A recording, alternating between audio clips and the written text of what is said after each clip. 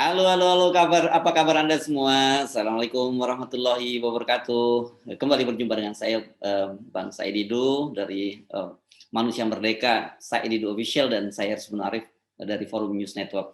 Kita nggak janjian kalau dress code-nya hitam-hitam ya, bukan berarti kita berduka.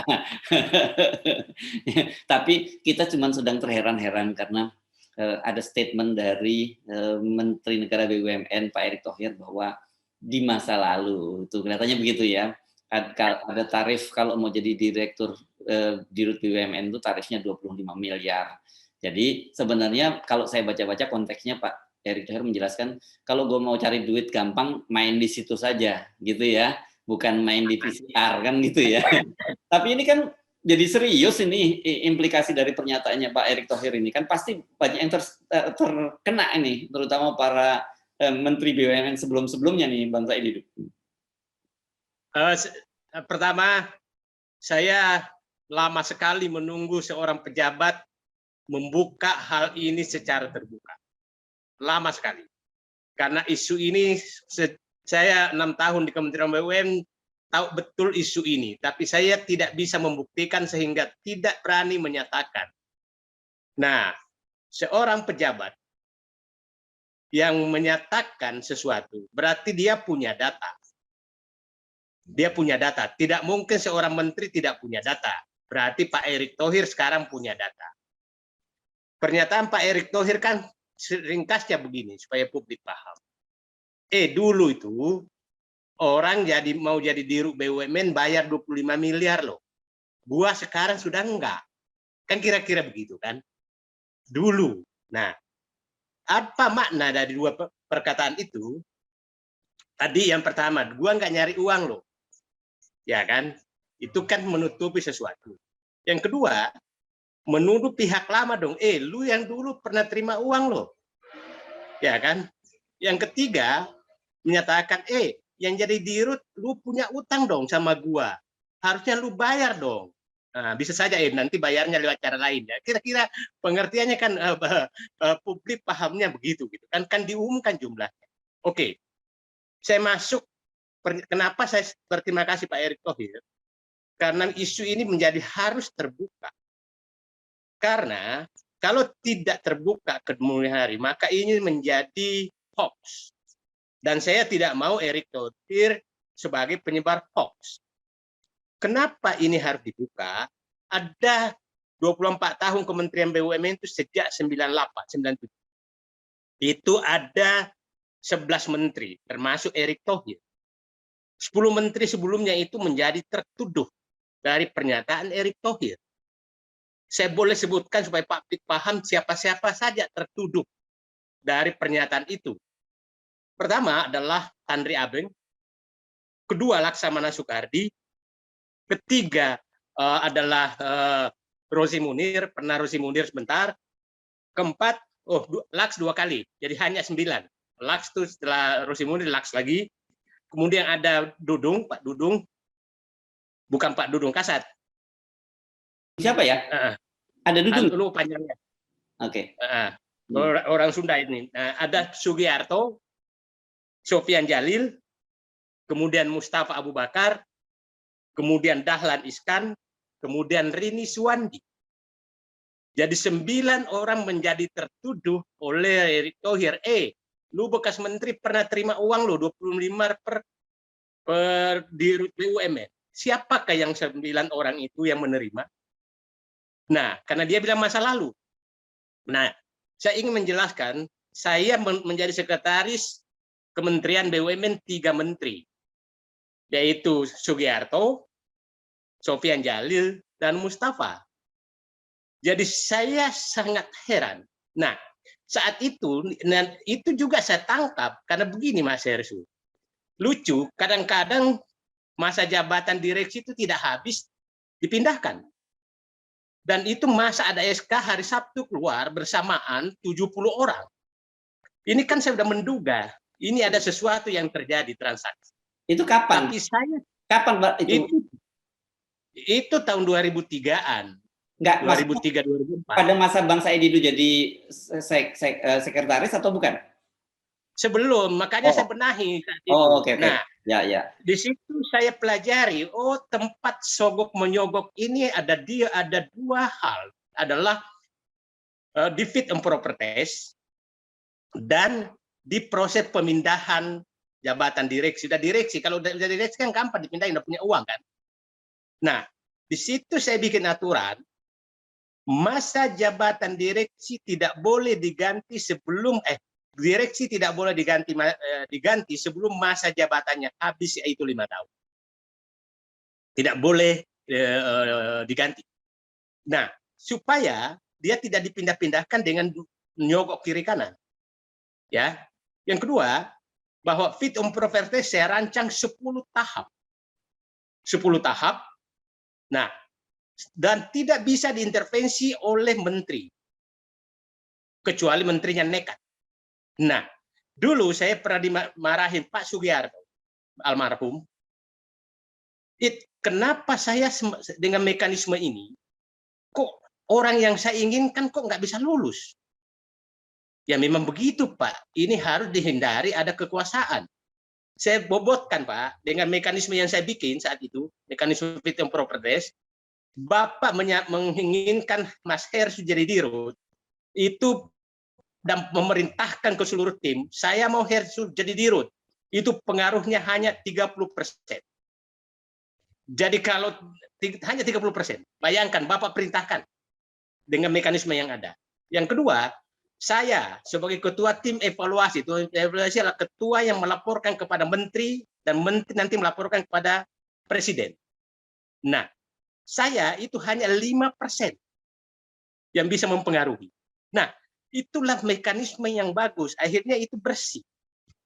Ya, tapi nah bersih sampai sekarang saya nggak tahu lagi mekanismenya seperti apa. Dan sekarang sering memindahkan orang, dan di musuhnya itu adalah memindahkan orang setiap saat dan mekanisme seleksi yang tidak jelas. Dulu fit and proper test, pada saat itu sembarangan saja. Saya ketemu Pak Laks. Pak Laks, ini pelaksanaan fit and proper test ini seperti apa? Begitu-begitu aja, seperti umum lah. Wah, kok kayak begitu, Pak? Jadi saya belajar dari Pak Laks. Kalau begini, Pak, boleh lakukan itu. Nah, saya tanya dulu, Pak, ini kenapa ada SK kok hari Sabtu 70 direksi keluar tanda tangan yang sama? Oh, ada ya? Ada, Pak. Dan Bapak tanda tangan. Oh, saya nggak tahu tuh. Nah, jadi kayak betapa tapi kan saya tidak punya dugaan bahwa itu dengan uang. Saya nggak bisa membuktikan. Jadi saya kembali, Pak Erick Thohir, saya berterima kasih Anda sudah membuka tabir ini. Tapi resikonya apabila Anda tidak melanjutkan dengan melaporkan ke KPK, ke penegak hukum, bahwa terjadi proses gratifikasi yang dilakukan oleh pejabat sebelum saya, seperti yang saya ungkapkan, yang jumlahnya sekian per direksi, maka Anda menjadi penyebar hoax dan fitnah kepada pejabat sebelumnya. Nah, saya kasih contoh Mas Hersu. Termasuk saya, siapa tahu Pak Pak Erick, saya Didu yang menerima, laporkan aja kalau ada gitu. Jadi jangan karena saya juga bisa dianggap terlibat di dalam kan. Nah, saya juga merasa, loh, kok kayak begini. Nah, coba Mas Hersu bisa bayangkan dengan mekanisme seperti itu dulu, saya menemukanlah dirut seperti Agus Martowardoyo, Jonan, Arif Yahya, Rudiantara, kemudian Sofian Basir, kemudian Ari Sumarno. Ketemulah orang-orang, apakah orang-orang itu menyogok kira-kira? Apakah orang-orang itu orang-orang tipe penyogok? Dan hampir semua jadi menteri loh. Hasil seleksi yang saya lakukan, banyak sekali yang jadi menteri. Arif Yahya jadi menteri, Jonan jadi menteri, Rudiantara jadi menteri, Agus Marto jadi menteri, banyak sekali yang jadi menteri. Nah, karena memang orang-orang baik, tapi dengan dituduh bahwa oleh Erick Thohir, berarti bisa juga dong orang seperti Agus Marto publik berpendapat, menurut Erick Thohir tuh Anda dulu jadi dirut Bisa karena nyogok loh. Ya kan? Berarti bukan hanya mantan menteri yang tertuduh dengan perkataan Erick tersebut, tapi juga mantan dirut-dirut BUMN yang orang-orang baik dianggap dianggap tertuduh oleh publik bahwa dia jadi dirut karena menyogok 25 miliar. Itu saya pikir Mas Hers. Oke, ini jadi clear ada dua ya dampak dari pernyataan Pak Erick Thohir. Satu, dia harus menjelaskan kapan terjadinya dengan fakta gitu ya, karena kalau tidak itu nanti dia menyebar hoax. Tetapi kalau dia juga tidak melaporkan dan dia mengetahui ada kejahatan, kan sebenarnya dia juga bisa dianggap melindungi sebuah kejahatan atau membiarkan setidaknya terjadinya kejahatan, kan Bang Said itu. Undang-undang yang ada menyatakan bahwa orang yang mengetahui korupsi dan tidak melakukan korupsi itu sama dengan melakukan korupsi. Nah, itu sama. Kan? Jadi menurut saya Pak Erick Thohir, saya sangat senang dan kalau perlu saya bersiap mendampingi beliau membuat laporan ke penegak hukum terhadap isu yang dia lemparkan itu, karena itu sangat menarik. Oke. Nah, kalau soal tadi kan ada cerita prosesnya sangat ketat sekali ya untuk fit and proper test sebagai seorang direksi. Apakah untuk seorang komisaris juga sama prosesnya seperti itu? Itu kesalahan saya, Mas Hersu. Karena saya bersyukur sih, mekanisme pemilihan direksi sekarang tuh masih hampir dirubah-rubah sedikit dari yang saya pernah buat 2005. Itu 2005 saya bikin. Sampai sekarang masih dipakai, jadi masih menghasilkan direksi yang cukup bagus. Kesalahan saya dan penyesalan yang tertinggi adalah tidak sempat membuat mekanisme seleksi komisaris. Tidak sempat membuat. Akhirnya apa yang terjadi? Maka sekarang, kadang-kadang Mas Heru, prakteknya saja, itu kadang-kadang tapi problemnya sekarang, ini kan semua di TPA, tim penilai akhir, berarti semua presiden tahu loh. Sekarang mekanismenya kan, termasuk komisaris. Dulu itu direksi hanya beberapa BUMN yang TPA oleh presiden. Nah sekarang semua, jadi presiden berarti tahu semua. Itulah kenapa tidak berani Pak Erick tidak memasukkan tim sukses dan relawan ke dalam komisaris, karena dia harus nanti dimarahi presiden. Nama ini kok nggak muncul gitu kan? Nah dulu cara saya dulu Mas Heru, supaya sudah saatnya saya buka rahasia saya, rahasia mensiasati para penekan ini. Jadi dulu setiap ada ada usulan komisaris, itu selalu nama saya masukkan sebagai calon untuk dicoret oleh presiden dan wakil presiden untuk menutupi orang lain supaya calon nomor 2 yang jadi. Nah, oleh publik menyusui itu. Kalau Pertamina diajukan, nama saya masuk sebagai komut. Bank Mandiri diajukan, Said Didu komut. BRI, Said Didu komut. BNI, Said Didu komut. Telkom, Said Didu komut. PLN, Said Didu komut. Tapi memang untuk dicoret. Untuk menutupi orang lain, gitu loh. Nah, itu taktik. Nah, kalau Said Didu muncul kan siapa yang berani marah-marah, gitu kan. Nah, sekarang kan, nah itu dulu disiplin sekali. Presiden, nah kita tahu, Presiden SBY itu sangat disiplin. Jadi masing-masing posisi itu 3 orang calonnya, dia milih. Nah, itu dan ditandatangani beliau. Saya nggak tahu sekarang. Siapa tahu gelondongan, yang penting orang 10 ini kau masukkan, terserah kaulah. Anggap aja saya sudah setuju. Gitu. Nah, itu saya nggak tahu seperti sekarang. Karena saya nggak pernah tahu dengar TPA, atau udah diangkat lagi. Oke. Gitu, Mas. Anda kalau nggak salah pernah bercerita bahwa Anda pernah menolak beberapa calon komisaris titipan gitu waktu itu, dan Anda juga sempat dimarahin. Saya, ya itu cerita berulang, saya masuk duduk pertama sebagai salesman, ada 973 CV di meja saya, dan saya periksa dari 973 CV, dulu kan namanya relawan kan. Relawan, tapi dari parpol juga banyak. Dan hampir semua parpol masukin. Nah, saya tabulasi, habis itu saya coret, saya ketemu koordinatornya, koordinator relawan, ya berkantor di Merdeka Utara juga. Pak, saya udah terima 973, hanya 100 yang pas untuk ikut tes, fit and proper test, yang punya kompetensi. Terus sisanya diapain? Aku buang ke tong sampah. Selesai. Bilang. Nah, diem, ucat. Besoknya saya dipanggil oleh orang nomor 2. Kenapa kau kasar begitu? Kenapa CV orang kau buang ke tong sampah? Terus mau diapain, Pak? Ya carikanlah tempat. Pak, BUMN ini mau kita besarkan atau kita hancurkan? Kalau mau kita besarkan, saya tetap bersedia di dalam. Kalau Bapak mau menghancurkan, aku kuat. Karena saya nggak bisa menghancurkan BUMN. Loh, kenapa bisa begitu? Memasukkan orang-orang yang tidak kompeten ke dalam BUMN akan menghancurkan BUMN. Itu prinsip saya. Gitu.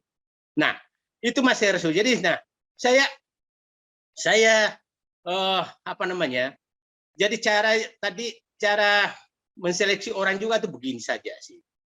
Modus yang paling gampang itu adalah cara yang menghindari orang ini adalah orang yang jelek masuk BUMN. Biasanya orang bagus tidak akan pernah minta memo atau dukungan ke siapapun.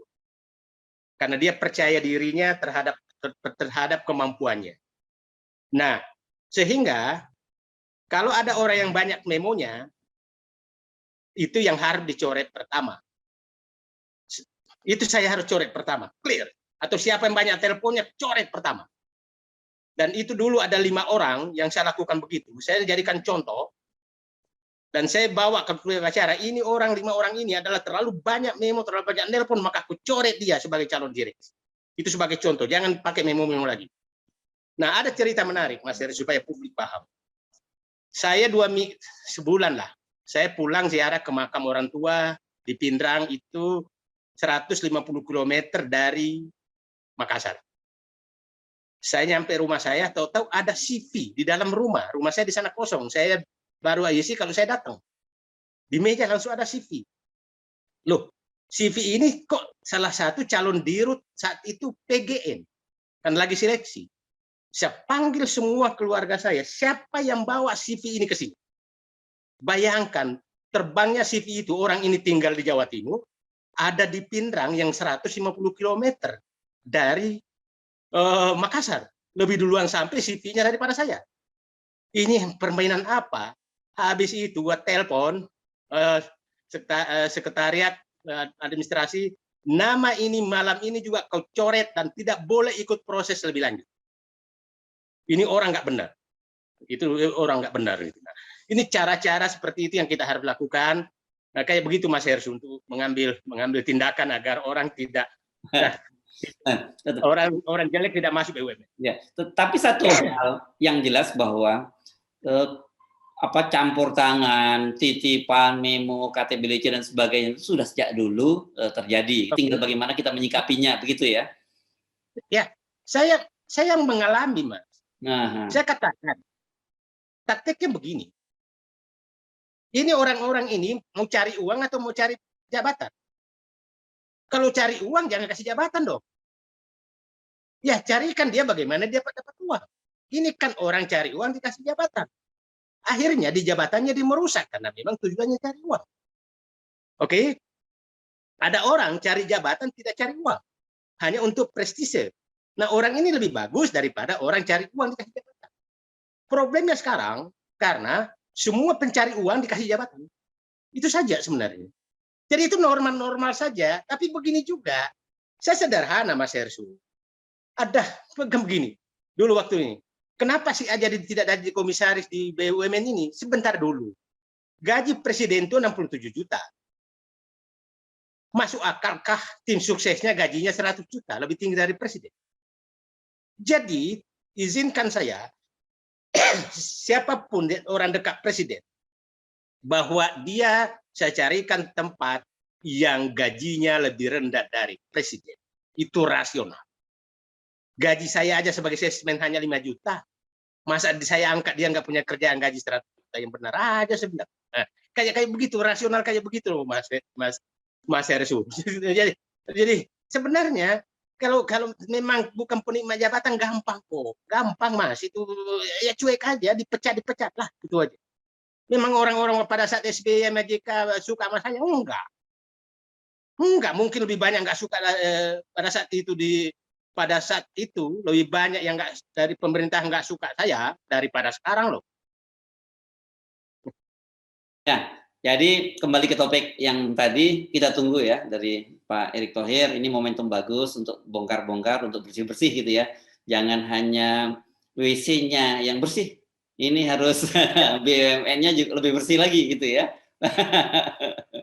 Ya, sebagai penutup dari saya, Pak Erick Thohir, terima kasih Bapak sudah membuka kotak Pandora yang selama ini tidak ada yang berani membuka karena tidak punya data, bahwa untuk menjadi dirut BUMN, direksi BUMN perlu menyogok, ya. Dan Pak Erick Thohir sudah menyampaikan bahwa sogoknya sebesar 25 miliar ya. oleh pejabat sebelumnya. Berarti Pak Erick Thohir punya data sekarang, dan saya berharap ini dibongkar dan segera dilaporkan kepada penegak hukum. Dan apabila Bapak tidak melakukan, maka itu berarti Bapak bisa dituduh penyebar hoax dan menyebabkan banyak orang menjadi tertuduh dari ucapan tersebut, yaitu 9 menteri dan ratusan dirut BUMN sebelum Bapak jadi menteri. Ya. Sayangi mereka, bersihkan nama mereka. Terima kasih, Mas Hersu. Oke, terima kasih Bang Saidido. Assalamualaikum warahmatullahi wabarakatuh. Waalaikumsalam warahmatullahi wabarakatuh.